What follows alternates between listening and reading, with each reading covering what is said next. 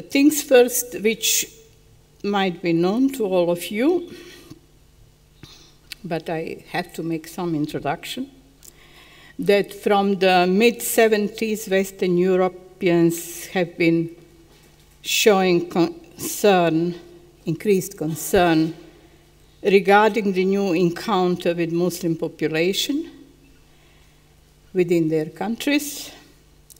And this concern has been directed towards both the already existing presence of Muslims and the further trend of migration from south to north and from east to west, which could potentially have an effect on ethnic and religious composition of European states, and what they particularly feared or are fearing, have an impact, negative impact on their democratic traditions and social values, and particularly for those in the West who believe in the purity of race and culture, or else in the superiority of Christian worldview. Such a population movement is a threat to their ideals of homogeneous Western society. Today, Western Europe includes, now these statistics vary, but I think this is a more objective one, not the one brought up. And it's interesting, I recently saw a map of the West European countries. It was shown what is the actual number of the Muslims in each country and what the population thinks is the number. And what population thinks is often twice or thrice more than the actual one.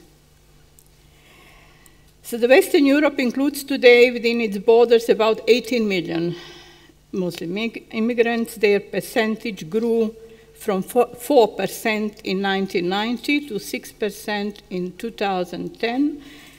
In France, with its Catholic majority, it's 4.7 million Muslims, which comes about 7.5% of the total country's population. And the migrants are mostly of North African origin. In Britain, there are nearly 3 million adherents to Islam, 4.8. Belgium has 630,000 Muslims, or 5.9%. Also, Islam in Western Europe is not exclusively Arabic. In language, in the Netherlands, a notable portion of Muslims immigrants arrived from the former Dutch colonies, Indonesia and Suriname, while in Germany, Islam is dominated by some 3 million Turks among 4.7 million Muslims, 5.8% of the total population.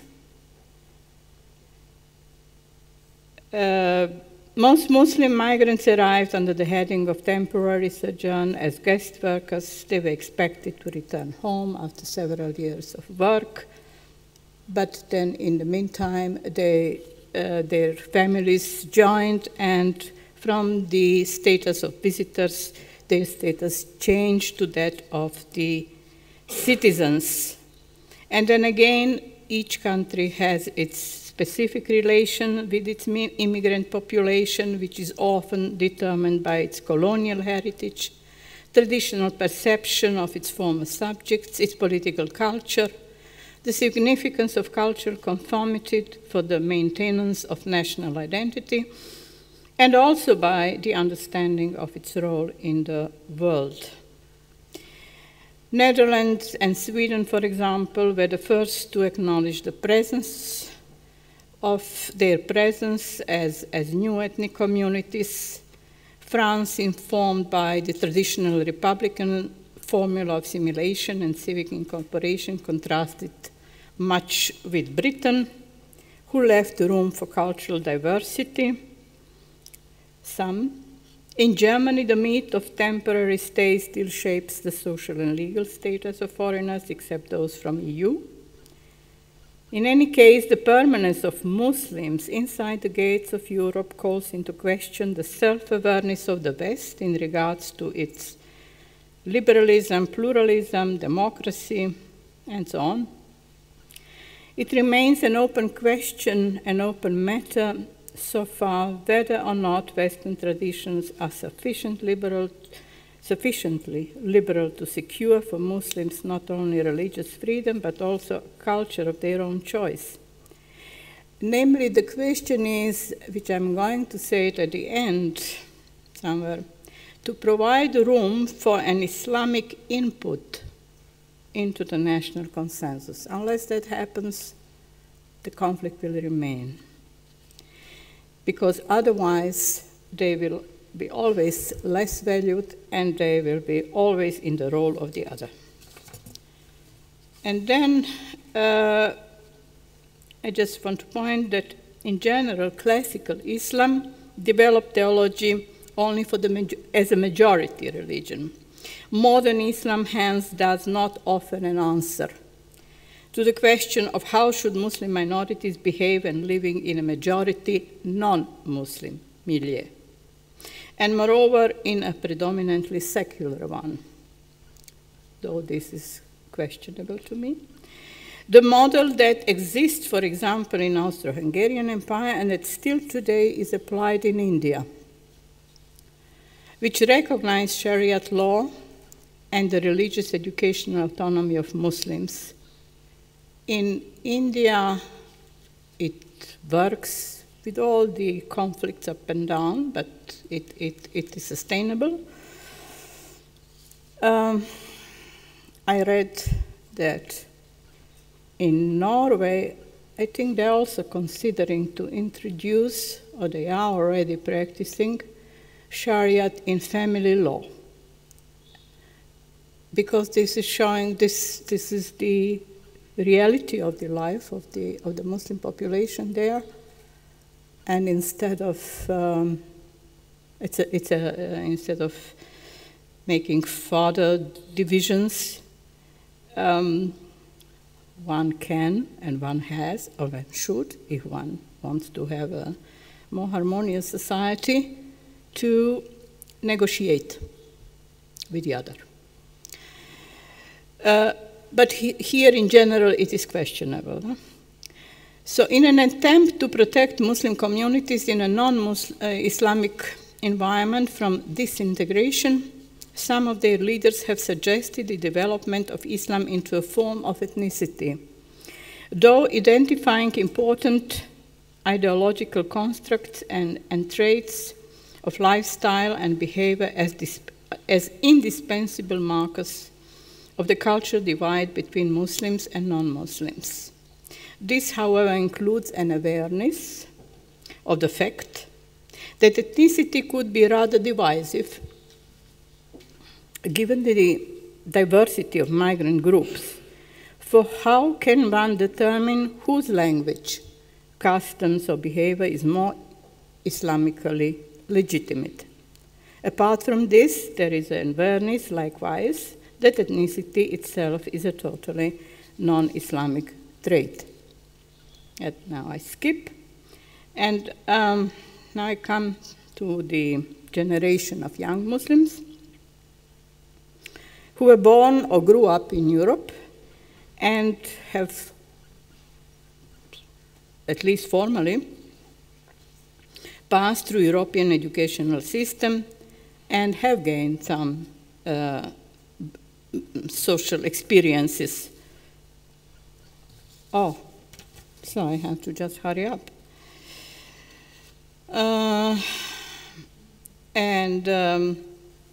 So Islam to them manifests itself as an identity that can combine two sides, Islamic and European.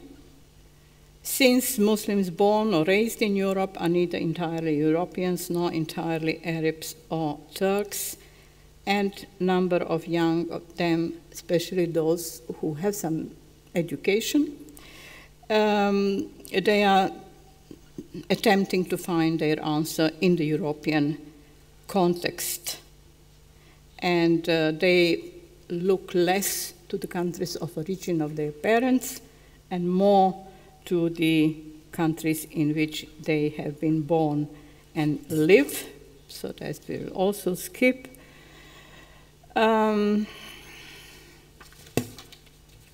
So on. Now I come back to that question that in the context of that which was previously said, though very little, that one relevant question, very relevant question, has not been seriously raised, whether the cultures of European nations might not be enriched by incorporating elements from the cultures of minorities. Nor it has been asked whether the shared political culture of the public domain could or should be altered through the knowledge and experience of minorities' socio-economic and cultural presence. There is one interesting research done in Freiburg, which has namely shown that though the Germans, as a tourist, travel to Turkey a lot, now for over 30, 40 years, and one would expect that there happens something between the two people, when their research has shown that nothing has actually happened, that the prejudices, old prejudices, century-old prejudices are still alive, and that image, a common image of a Turk as an antichrist, a potential destroyer of the culture and humanity, and therefore internal enemy to be fought against, still prevails. It is even in the school books present. And now, what should I say? Yes, the studies in Europe, recent studies, sociological recent studies in Europe and America have shown that immigrants, first and second generation, integrate better when maintenance or learning of the language and culture of their countries of origin is encouraged, which is normal if you ponder a little bit. Namely, these measures preserve the socio-cultural capital of the newcomers, build bridges to the host society, also feeling more valued. Immigrants become more open to the realities of their new environment, confirmed by educational strategies applied in schools. The example is Finland. They experiment in Helsinki in several secondary schools, and in Norway. In fact, attempts aimed at weakening or eliminating identities of origin simply tend to harden the people. And there are some other results of some other researches which show that Islam as such, Islam per se, is not a barrier to integration. There are other circumstances which pertain to racism and to class society. And what then I would end up here, since I have no more time, I would point to a text by Roger Ballard on Muslims in Europe, where he says that the most urgent priority is not for Europe to understand its alters better, but rather itself and its own history, if it wants to have a peaceful future. Well, I have to end up here now, time-wise or.